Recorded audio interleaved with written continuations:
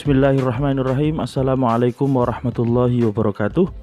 Berjumpa kembali dengan Ahmadi Fathur Rahman Dardiri di pertemuan 3 mata kuliah tafsir ayat-ayat ekonomi. Minggu lalu kita telah belajar sekilas tentang tafsir bil ma'thur dan bil ra'i, juga tentang tafsir tematik dan kontekstual.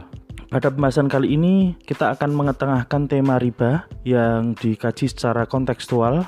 Saya secara khusus merujuk karyanya Abdullah Said yang bergenre tafsir kontekstual. Tema ini, tema tentang riba, saya sengaja dahulukan. Selain dia menimbulkan kontroversi dan karenanya saya membahas, ini juga menjadi contoh bagi teman-teman untuk kelak menyiapkan presentasi. Baik, diharap fokus ya, karena ini penjelasannya akan sangat panjang. Saya secara khusus paling tidak akan membahas 5 hal terkait penafsiran riba secara kontekstual. Mulai yang pertama adalah tentang pengantar, yang kedua tentang proses turunnya ayat Al-Quran tentang riba, yang ketiga tentang mengapa riba dilarang dan apa solusinya, yang keempat tentang analisis tambahan berbasis tematik dan ijmali di seputar ayat-ayat tentang riba, dan yang terakhir adalah penafsiran kontekstual tentang riba. Kita mulai yang pertama. Jadi ketika kita mendengar ayat wa ahallallahul bai'a wa harramar riba, seolah-olah kita sudah yakin bahwa riba yang kita pahami sama dengan apa yang di dalam tanda kutip pahami Al-Quran. Masalahnya adalah sampai sekarang pun terjadi perdebatan panjang di kalangan ulama. Sampai saya menyampaikan informasi ini, saya kira tetap terjadi perdebatan oleh karena memang sudut pandangnya para pengkaji Al-Quran itu berbeda-beda. Masalahnya adalah ketika kita menyatakan misalnya bunga bank sebagai riba, itu berimplikasi serius pada banyak hal. Mengapa? Karena transaksi ekonomi modern itu hampir semuanya menerapkan keuntungan bunga sebagai salah satu bagian utamanya. Kalau kita yang berhutang di bank mendapatkan keuntungan atas dana yang cair terlebih dahulu sehingga kita bisa menggerakkan ekonomi kita, pertanyaannya lantas kenapa bank tidak boleh mendapatkan dana juga, yaitu berupa bunga yang dibayarkan oleh seorang peminjam? Bukankah itu semua adalah keuntungan yang didapatkan bank sebagai jasa? Lalu yang selanjutnya, rasa-rasanya tidak mungkin kita tidak terhindarkan dari transaksi di perbankan. Hampir seluruh transaksi ekonomi era modern ini semuanya berhubungan dengan bank, dari awal sampai akhir, dari mulai pembelian pulsa sampai pembelian rumah, kecuali mungkin kita masih menerapkan sistem barter di antara para penduduk di desa-desa misalnya. Baik, pengantarnya saya kira cukup, lalu kita mulai yang agak serius tentang proses turunnya ayat riba. Setidaknya ada 3 proses penting turunnya ayat-ayat tentang riba. Yang pertama terjadi pada tahun 614 sampai 615 Masehi, di mana dulu pernah turun ayat wa ma ataitum mir ribal liyarbu fi amwalin nasi fala yarbu 'indallah. Yang intinya adalah ketika kita mendapatkan keuntungan dari transaksi manusia, pada dasarnya tidak akan mendapatkan keuntungan dari sisi Tuhan, melainkan apa yang kamu berikan sebagai zakat itulah yang kamu mendapatkan keuntungan berlipat dari Tuhan. Kira-kira begitu terjemahan mudahnya. Ini dari Quran surat Ar-Rum ayat 39. Inti ayat ini adalah bahwa uang yang bertambah di sisimu sesungguhnya tidak akan berpahala sama sekali di hadapan Allah. Ya, harta tidak dibawa mati itu benar. Lalu ketika kita memberikan zakat kepada orang lain, lebih-lebih yang berkebutuhan, sesungguhnya itu menjadi wasilah bagi kita untuk mendapatkan keuntungan, pahala, mungkin juga kebaikan-kebaikan lain di sisi Allah Subhanahu wa taala. Ayat ini turun merespon atas kikirnya masyarakat Makkah saat itu yang kaya tapi berpraktek curang dalam perdagangan, curang dalam ukuran dan timbangan dan lain-lain. Al-Quran sangat mengutuk tindakan ini. Nah, di sisi lain, selama ayat Al-Quran turun di Makkah dan Madinah, Al-Quran selalu mengedepankan sedekah kepada orang yang membutuhkan dan tidak mengeksploitasi mereka yang menderita, dalam hal ini orang-orang miskin dan mereka yang berhutang untuk sekedar makan, begitu. Jadi kita tidak diperkenankan melakukan itu semua dan kita diminta untuk memberi sedekah kepada mereka. Bukankah sedekah kita sebagai orang kaya itu juga bagian dari ketakwaan kita kepada Allah Subhanahu wa taala? Sementara ayat yang kedua adalah Quran surat Ali Imran ayat 130. Ya ayyuhalladzina amanu la ta'kulur riba adha'afan mudha'afah wattaqullaha la'allakum tuflihun. Jadi di ayat ini kita tidak diperkenankan untuk mengambil riba yang berlipat. Riba itu pada dasarnya adalah keuntungan, dan keuntungan itu bukannya tidak boleh, dia boleh. Masalahnya adalah riba pra-Islam itu sifatnya mengeksploitasi. Ayat itu turun pada 625 Masehi saat terjadi krisis pasca kekalahan umat Islam di Perang Uhud. Saat itu terjadi krisis finansial, banyak orang jatuh miskin, 70-an muslim gugur dan keluarga mereka butuh bantuan finansial. Nah, saat pra-Islam, sistem hutang itu bermodel lipat ganda. Hutang tidak dibedakan seperti di zaman era modern di mana ada jenis hutang konsumtif dan ada jenis hutang produktif. Mereka yang sekedar butuh makan saja kesulitan. Nah, kalau untuk makan saja kesulitan, gimana caranya orang yang berkebutuhan itu melunasi hutangnya? Dan parahnya, saat itu atas dasar ketidakmampuan melunasi hutang tepat waktu, lalu pelunasan hutangnya dimundurkan, pokok hutang bisa berlipat ganda. Itu mengerikan sekali. Yang terakhir, ayat yang biasa kita dengar, Quran Surat Al-Baqarah ayat 275. Alladzina ya'kuluna riba la yaqumuna illa kama yaqumul ladzi yatakhabbathu asyaitanu minal mas dzalika bi annahum qalu innamal bai'u mithlur riba wa halallahu al-bai'a wa harramar riba. Ini ayat yang sering dikutip oleh kita. Dan sadarilah bahwa ayat ini turun paling belakang. Jadi paling keras terhadap keadaan. Dan ini menjadi wanti-wanti penting dari Al-Qur'an kepada umat Islam. Nah, dijelaskan dalam tafsir Al-Manar misalnya, kata ar-riba wa ahallallahu al-bai'a wa harramar riba, alif lamnya ini ma'rifat. Nah, ma'rifat ini bisa dipahami sebagai transaksi di masa itu. Yang apa? Yang sangat eksploitatif. Artinya bukan semata-mata keuntungan yang umum gitu loh. Ya masa kita mau usaha nggak untung? Kan sulit. Saya ngajar begini kan juga untung. Waktu saya membaca, waktu saya membeli buku, waktu saya menyisihkan waktu untuk mengambil rekaman ini misalnya, itu semua keuntungan. Dan kalian belajar dengan saya misalnya, untung juga. Jadi kita sama-sama untung. Misalnya ada pertanyaan, apakah guru ngaji itu boleh meminta tarif? Buat saya boleh. Karena dengan guru mengajar, anak jadi pintar dan pada akhirnya kita semua beruntung. Kita harus menghargai mereka yang merelakan waktunya untuk kita. Nah, riba saat itu selain jumlah bunganya tinggi, penundaan pelunasan hutang membuat riba itu berlipat-lipat dan bahkan melebihi pokok hutangnya. Bayangkan kalau teman-teman hutang 50.000, jangka waktunya 1 minggu. 1 minggu tidak dilunasi, 1 minggu kemudian menjadi 100.000. 2 minggu tidak bisa dilunasi, 100.000 itu bisa 2 kali lipat menjadi 200.000 dan itu yang terjadi di masa pra-Islam. Nah, Al-Quran menolak hal ini. Uniknya, Al-Quran menggunakan kata wawu sebagai atof. Wa halallahu al-bai'a wa harramar riba. Jadi, baik atau jual beli itu disetarakan posisinya dengan riba.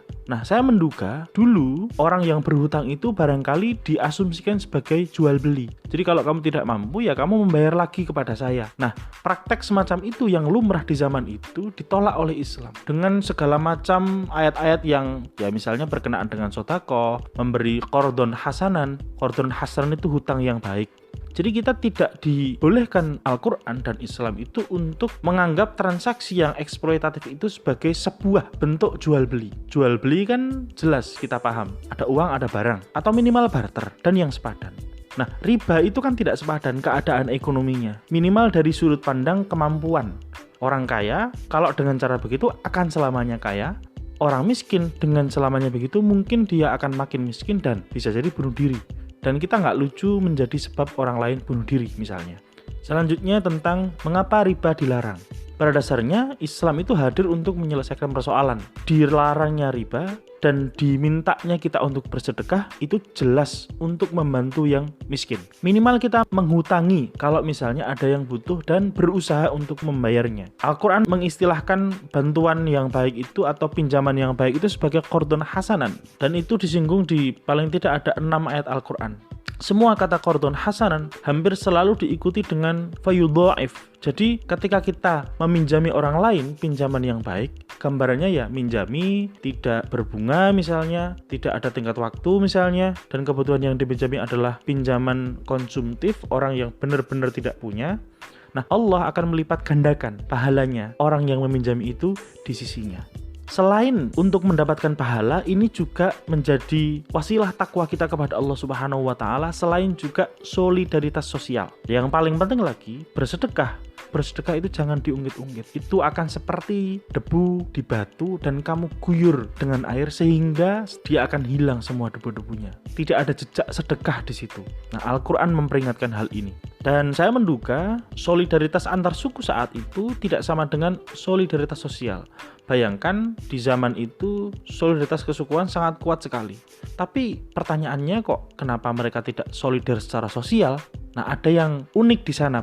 Padahal kalau kita tahu ada kelompok suku yang tingkat solidaritasnya itu cukup kuat. Saya pernah dengar cerita bagaimana orang Padang itu ketika keluar Padang dan mau berusaha disarankan untuk tidak meminjam uang kepada orang non-Padang. Kenapa? Karena orang Padang sendiri akan dengan sukarela membantu saudara sesuku dan itu salah satunya demi untuk menjaga nama baik mereka. Jadi Padang di luar Padang dia tidak bikin malu gitu loh. Kira-kira begitu yang saya tahu. Baik. Saya kasih analisis tambahan ayat-ayat yang sudah disebutkan di atas. Di Quran Surat Ar-Rum ayat 30, setidaknya ada penjelasan yang menarik tentang bagaimana sebenarnya harta yang kita dapatkan itu berasal dari Allah dan karenanya kita nggak perlu merasa harus mengeksploitasi orang lain. Misalnya Quran Surat Ar-Rum ayat 37-38. Itu membincang bahwa Allah Subhanahu wa Ta'ala melapangkan rezeki manusia. Orang kaya diminta untuk memberikan hartanya kepada orang lain. Dan bahwa Allah menciptakan kamu sekalian, mematikan kamu sekalian, memberi kamu rezeki sekalian. Jadi pada dasarnya kaya itu barangkali adalah skenario milik Tuhan. Kita tidak perlu merasa memiliki kekayaan itu. Karenanya berbagi rezekilah. Dan kalau mau jujur, ini bisa dikiaskan dalam segala hal. Kita yang berilmu tidak perlu merasa paling tahu. Tidak perlu merasa bahwa kepintaran ini adalah milik saya sendiri dan oleh saya sendiri. Percayalah bahwa kepintaran itu berasal dari jerih payah orang lain. Mungkin orang tua, mungkin teman masa kecil, mungkin sahabat terdekat, atau mungkin juga karunia dari Allah Subhanahu wa Ta'ala. Maka ketika kita menjadi orang yang pintar, kaya dan seterusnya, tidak perlu merasa gumude atau berbesar hati dan sebaiknya kita berbagi kepada orang lain. Ayat selanjutnya tentang Quran Surat Ali Imran ayat 130. Dikatakan di sini la ta'kulur riba atau afa mudha'afah. Di ayat 134 beberapa ayat setelahnya dinyatakan alladzina yunfiquna fis-sarra'i wad-dharra'i wal kadhiminal ghaidha wal 'afina 'anil nas wallahu yuhibbul muhsinin. Jadi kita bahkan diminta untuk menafkahkan atau menyedekahkanlah kepada mereka yang membutuhkan tentu saja dalam keadaan lapang dan sempit. Jadi larangan Al-Qur'an diikuti dengan anjuran kita untuk bersedekah kepada orang lain. Yang terakhir, Quran Surat Al-Baqarah ayat 275, wa ahallallahu al-bai'a wa harramar riba. Nah, di ayat 279 dan 280 beberapa ayat setelahnya ada minimal dua kata kunci penting, yaitu la tadzlimuna wa la tudzlamun, yang berarti kamu tidak berbuat zalim dan tidak dizalimi. Lalu fanadhiratun ila maisarah, berilah tenggat waktu sampai memperoleh kelapangan. Jadi ketika kita sedang bertransaksi hutang dengan orang lain, pada prinsipnya kita tidak boleh menzalimi dan kita tidak dizalimi. Jadi ada semacam equality di sana, bahwa orang lain mendapatkan manfaat dari kita, iya. Bahwa kita boleh mengambil manfaat dari orang lain dengan bunga misalnya, iya. Tetapi alangkah baiknya itu tidak eksploitatif. Lalu fanadhiratun ila maisarah, berilah tenggat sampai memperoleh kelapangan. Kita yang punya harta kaya tidak sepatutnya tidak memberi kelapangan waktu bagi mereka yang berhutang. Pertama, selain karena kita kaya dan kebutuhan kita tercukupi karena kekayaan kita, mereka barangkali tidak punya alasan, tidak punya kemampuan untuk bisa melunasi hutang mereka. Nah, Quran menekankan ini. Dan melalui dua kata kunci ini, kita tidak bisa judgmental menyatakan bahwa sesuatu itu yang menguntungkan secara finansial, baik itu ya bunga 2%, bunga 3%, bunga 5%, bunga 10%, itu sebagai sesuatu yang riba tanpa memperhatikan ini. Jadi ada sifat-sifatnya. Pada prinsipnya tidak menzalimi dan tidak dzalimi, dan pada prinsipnya juga memberi kelapangan waktu. Bayangkan saya yang berhutang kepada bank BTN Syariah. Rumah saya dicicil 20 tahun. Sangat lapang sekali itu. Rumah saya harganya 120 juta, dicicil selama 20 tahun menjadi 190 juta. 20 tahun membayar 60 juta bagi saya pribadi tidak sulit. Mudah. Kenapa? Karena saya orang yang mampu, yang bekerja. Terakhir, tentang penafsiran kontekstual. Dulu, riba dilarang karena prinsip eksploitatifnya. Ingat, Al-Quran itu soal etika. Maka kita perlu tahu substansi Al-Quran dan Islam.